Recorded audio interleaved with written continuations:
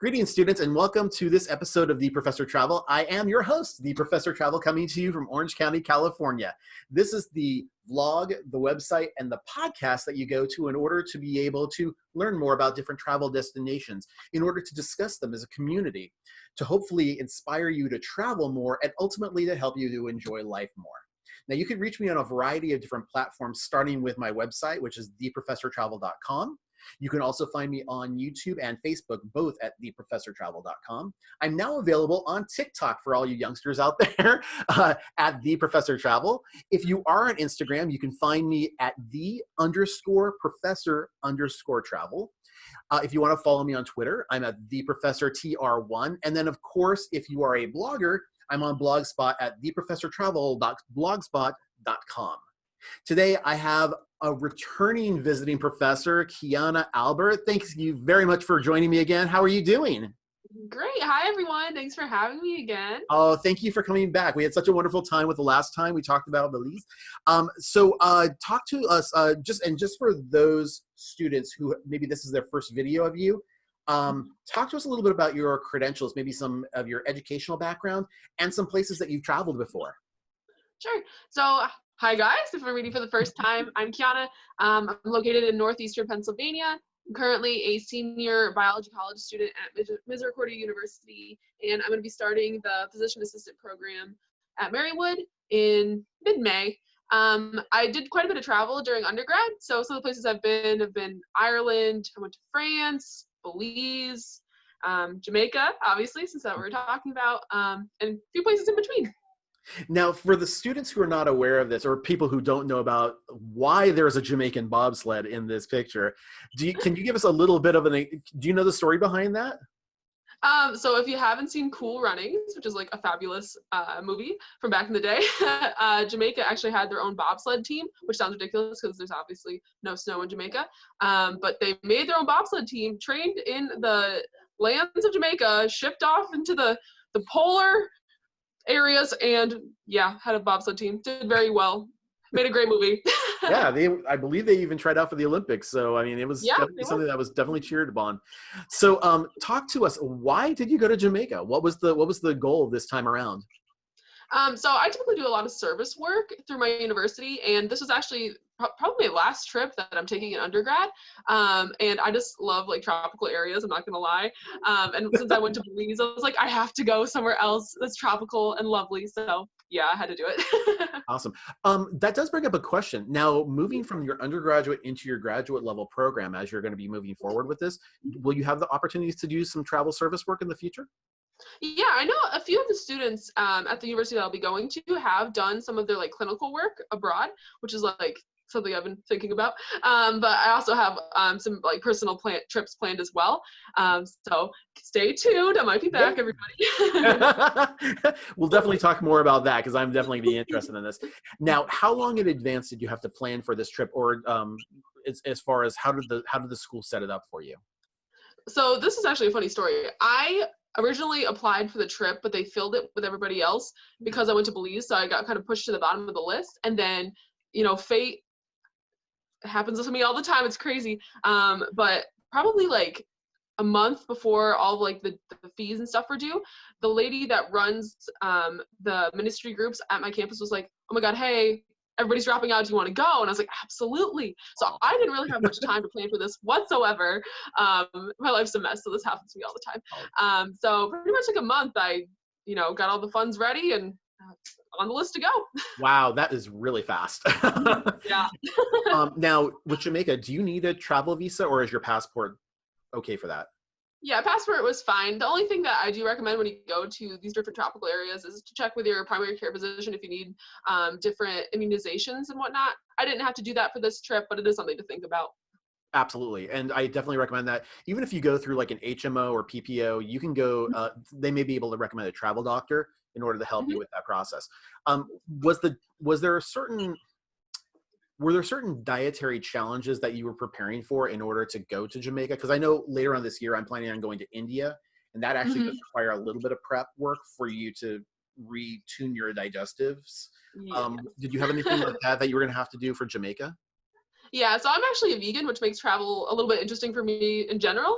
The great thing about Jamaica, though, is that they have so many options. I don't think I had any issues where I couldn't find something to eat, and I'm pretty sure I stuffed myself a little bit too much every single time. But I don't think anybody really had issues. They were very accommodating, which is fabulous. So fellow vegans out there, don't be alarmed if you want to travel. There's always something everywhere That's you go. awesome. No, that's fantastic. Thank you for sharing that. I know someone I'm married to is a vegan now, so Right. yep, absolutely, definitely helpful. So let's talk about the actual vacation itself. What did you have to think about in terms of the pre-packing process for this? I think, okay, I actually touched about this a little bit in our Belize video.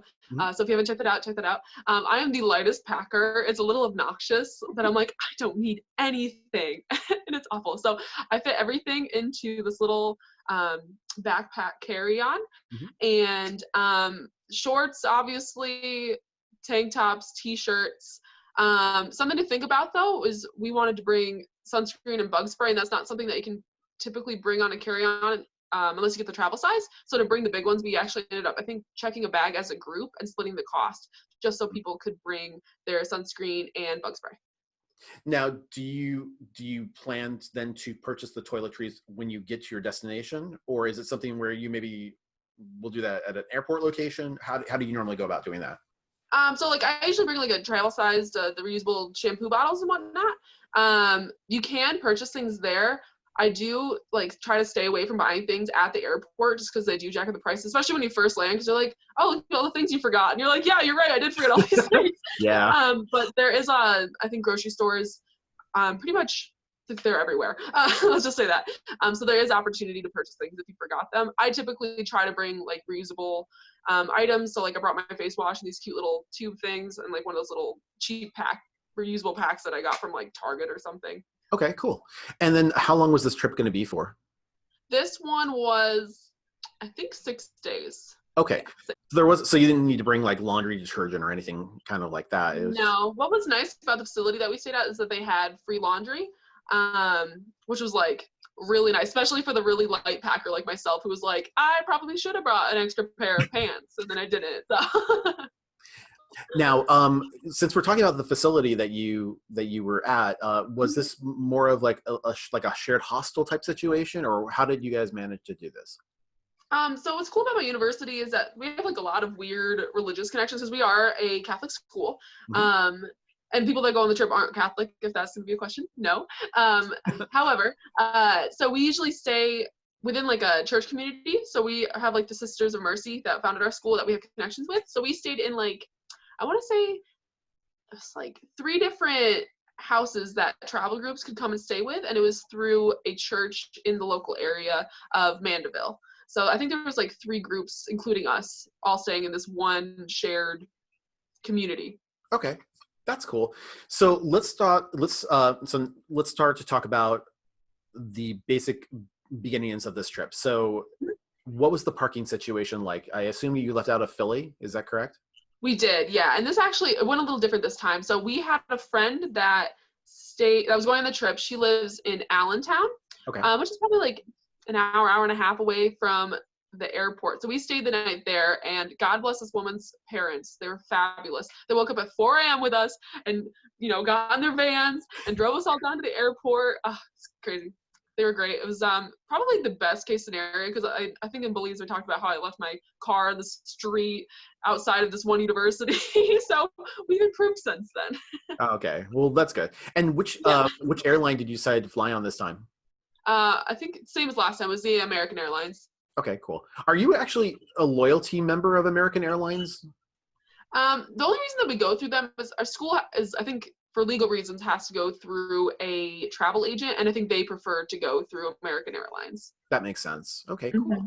Awesome. So I'm assuming it was a direct flight from Philly to Jamaica, or was there a stop off somewhere along the way? Yeah, for us it was a direct flight, and I think this was like the shortest flight I've ever had, so that was like fabulous. You're like, yes, it was fantastic. Yes, finally. Okay. So when you land in Jamaica, what are the cities that you're going to be visiting while you're there? So we landed in Montego Bay, okay. And then we spent the majority of our time in Mandeville.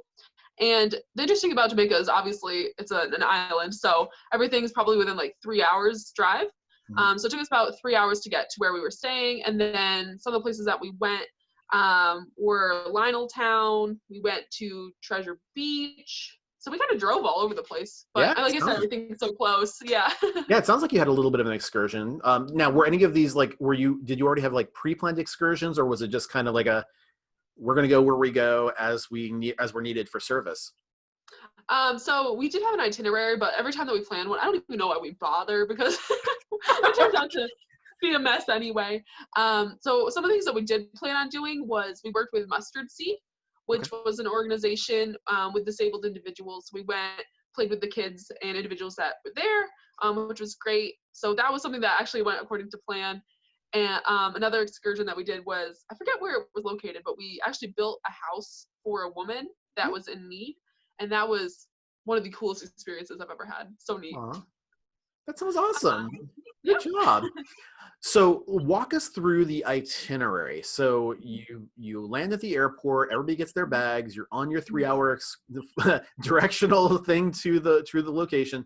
Talk to me on a day-by-day basis. What were some activities that you would do on a regular basis, day by day? And by the way, just so I don't forget this ahead of time, yeah, how different is the diet over there for not only yourself, but for some of the meat eaters that were involved in that process as well?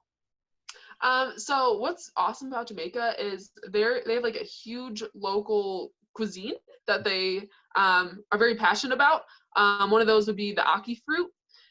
So that's like a fruit that actually tastes like eggs, and they'll prepare it with like a swordfish or some other saltwater fish, which is like their staple. So for breakfast, you're eating fish, or if you're me, you're eating the ackee fruit. But what's great is that they have all these different fruits and vegetables that they pretty much know all of the like history of how the fruits were grown and the plants and how they cultivate the plants. Everybody has, the same fruits in their backyard. They pull mangoes off the trees. So you're eating a lot of like local, authentic foods that, haven't been processed, which is very different than like what I'm used to at home. So although it was a little, per always, whenever you travel, it's a little difficult for your digestive system to get used to that. Yeah. I think because everything was so fresh and like well prepared that I really didn't have any issues. But I think just to be mindful, especially because they have like the Jamaicans are so tied to their cuisine. So trying to embrace what they bring you and being open-minded about different things. So although I couldn't eat the fish in the ackee dish, I could still eat parts of it. I do want to actually ask you about ackee for just a second, because we're not allowed to have that in the U.S. I believe it's illegal, correct? I hope not, because I literally just shipped a can of it to my house. Well, don't say anything in case that was the case. But I think it at least used to be illegal. Right. So it was like one of those imported fruits that we couldn't have because I think there is some risk of it being poisonous or something like that. Yeah. So the pit of the ackee fruit is actually poisonous. So if you eat the flesh parts, which is what they prepare, you're absolutely fine. So if that's the case, you could probably get ackee that's been processed without the seeds. Okay. That's what I would say. I'll have to do more research. I'll keep you posted. Yeah, just in case we have anybody that is interested in doing that. Not that you would ever do that, but just letting us know ahead of time. If you see my picture in the paper getting arrested, you know what happens. So wonderful. Girl goes on a charitable trip and comes back arrested. That's fantastic. Oh, thank you so much. Okay, so moving on. So let's talk about let's move away from that. Let's talk about some of the other things that you did while you were over there. Let's talk about take us on a day by day over the 6 days that you were there. Okay, yeah. So the first day was definitely like our most like pre-planned day. So that included the mustard seed experience that I talked about with disabled individuals. We went to a nursing home for elderly that were abandoned by their families. So that was really interesting, and seeing their facility and how that's different from ours, which is really cool because what I've noticed is in different countries, nursing homes are more open and you can see more of like the environment, more lights coming in compared to like what we think of when we think of a nursing home. So that was neat. And what else did we do that? Was the nursing home supported by the Sisters of Mercy, or was it something that was more of like a agency supported by the government of Jamaica? This was I think it was a Sisters of Mercy as well. What's interesting about this place is that they would rotate in sisters from around the world. So we had a group of sisters that had actually just arrived the same day that we did, that had just started taking care of these individuals. So that was really cool to like meet them and hear their experiences as well. That's awesome. Very cool. Yeah. So what did you guys do after that? Sorry. What did you say? Oh, I was saying, so what did you guys end up doing after that? Yes. So like I said, day one was most structured. Day two and so on, life takes hold. But some of the cool things that we did was we built a house that took 2 days for us to do. And a lot of people, when they go to Jamaica, they typically stay on the coast, so they don't get to experience some of the lives that the Jamaicans are actually experiencing. So we had this one woman, and she had 4 kids, and they were living in this one-room house at the time.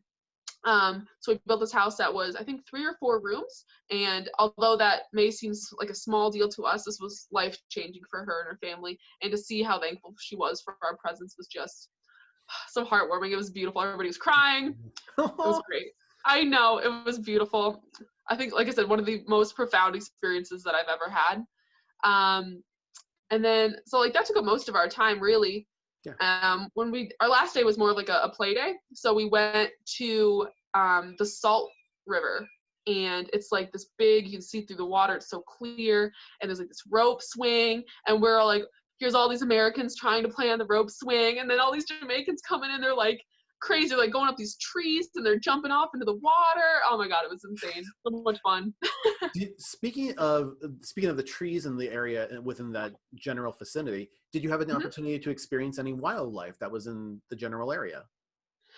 So unlike Belize, they don't really have monkeys, especially because we were more inland. This time there wasn't a lot of water. There was some local birds that were really nice to see. For the most part, pretty much it was just like the birds. But there is, I forget what they're called. But there's something else that we saw that was off like a Jamaican kind of animal that's like typically in like the tropical setting, but I can't think of what it's called. I'll keep you posted. You can update your students later on. No, that's okay. Were they colorful, or like were they like sizable? Like yeah. Or I can't even remember what it was because one of the other students saw other than me. I'll keep you posted. Thank you so much, Keana. I would love that. Okay, cool. So it sounds like you had a very worthwhile trip, and it sounded like you were able to help a lot of people. So that's awesome. So continue to do the great work that you do as far as that goes. So what was the return process like? Talk to me a little bit about that. So we also took back, went through American Airlines to get back, another direct flight. What was interesting about this return was that I was the only one stopped by airport security because I bought this candle, which I actually have right here. I bought this lovely candle that they could not identify in my luggage, so they had to like tear everything apart, and everybody's waiting for me, and I was starting to like sweat and panic. But other than that, it was a good return experience. Well, at least you brought something back, which is nice. Apart from just the stories, so good job for you. So let's talk about some post-vacation thoughts. What were some of the pros of going to a place like Jamaica? I mean, obviously you've been to Belize before, but what would you say is the difference as far as why go to Jamaica over, say, Belize if you had to choose one location to help with?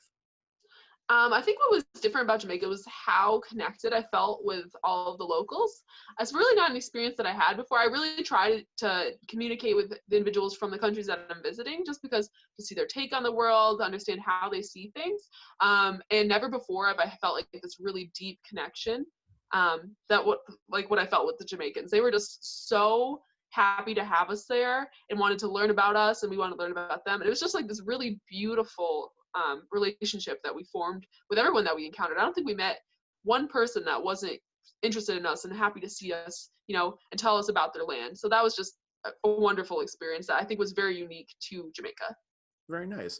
I didn't bring this up before, but I know because of Bob Marley, the Rastafarian movement, and everything that was going on there, was there a lot of like steel drum music and things that you were able to experience along the way?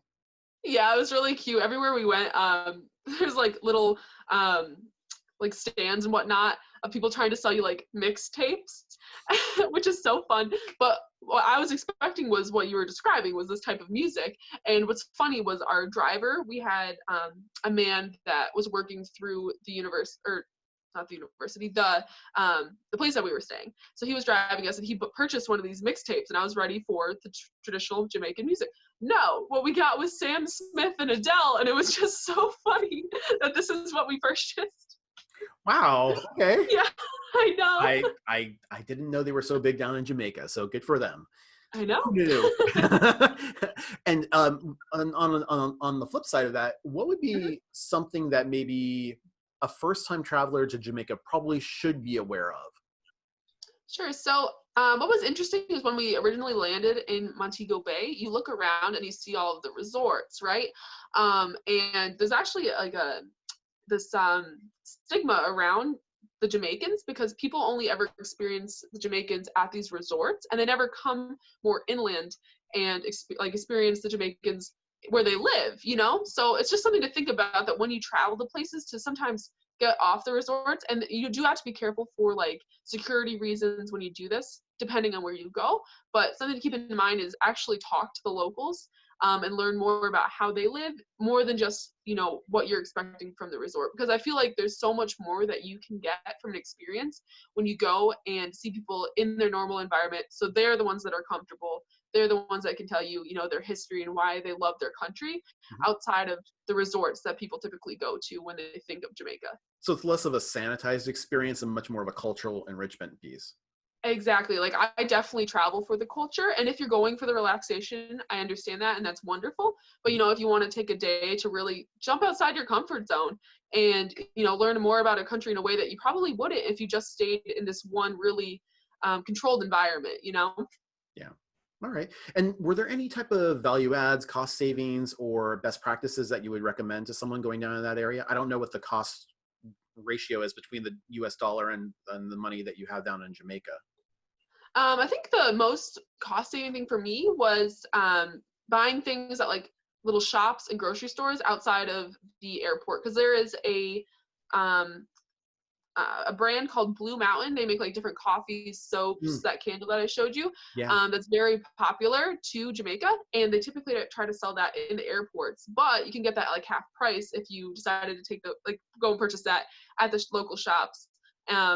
So I'd advise just looking around while you're, you know, going about your day, and maybe saving a little bit of money there instead of waiting until you're about to ship home. And as a best practice, even if you can't find something that you saw at the airport, most likely when you get back to the airport, you can purchase it there anyways, just in case. So there's always that.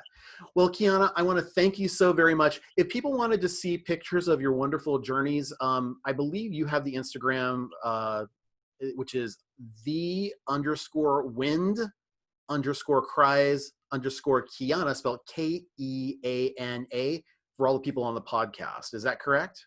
That's me. Yep. Feel free to follow me. I share photos. You can always reach out. I love making new friends, so feel free to reach out anytime.